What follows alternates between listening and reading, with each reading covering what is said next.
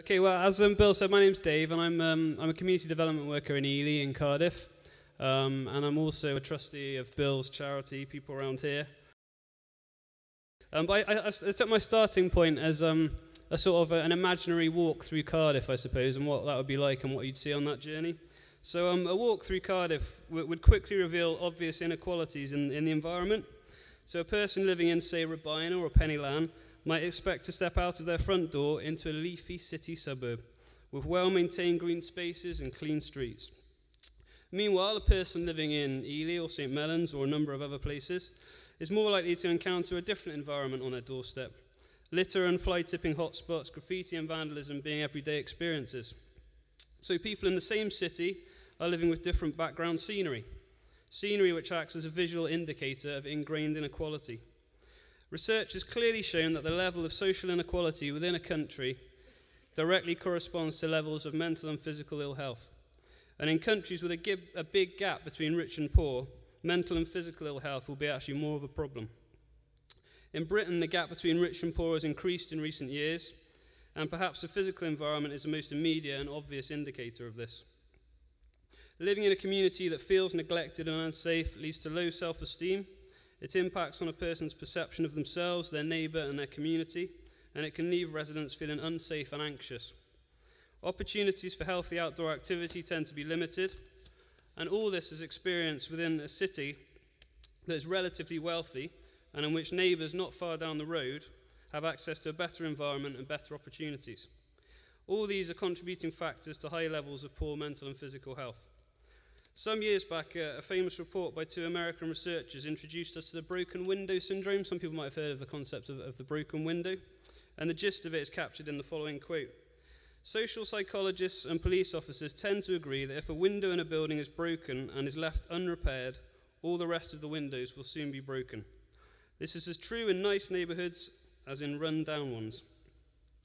Window breaking does not necessarily occur on a large scale because some areas are inhabited by determined window breakers, whereas others are populated by window lovers.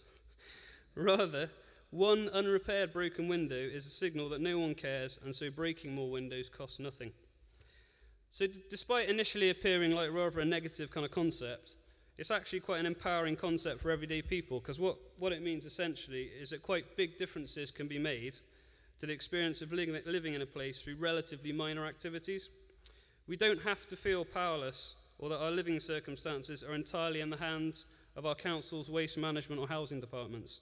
If each of us can do our little bit, so fix that first broken window, pick up that bit of litter even when it wasn't us who dropped it, call the council and get that dumped sofa removed from an empty house front garden, or indeed paint a colourful and creative image on a shabby wall, this little bit can lead to a big change in our community and our experience of living there.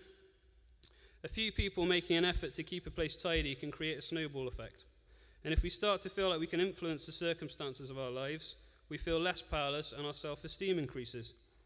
Our neighbours start to notice and maybe they get involved too, and this changes our perception of them. And slowly our community starts to look cleaner and more looked after, and we feel safer. Now it's more difficult for the window breakers and litter droppers to operate because their actions stand out. I know this works because I've seen friends in Ely who turned a campaign against a housing development into an effort to reclaim their local neighbourhood.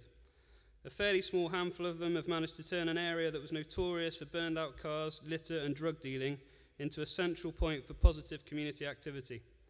If you ask people about the old wreck now, they will tell you it's where all the kids' football teams practice and where the big community bonfire night takes place every year.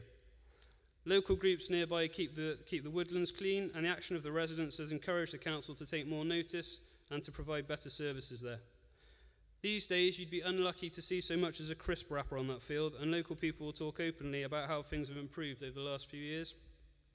So we come to the Can Do project.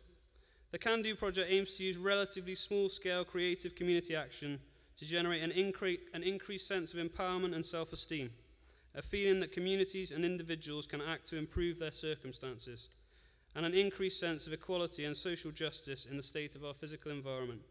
It is hoped that this vision will spread from a handful to the many, and that in the process we will improve the well-being of the population of Cardiff.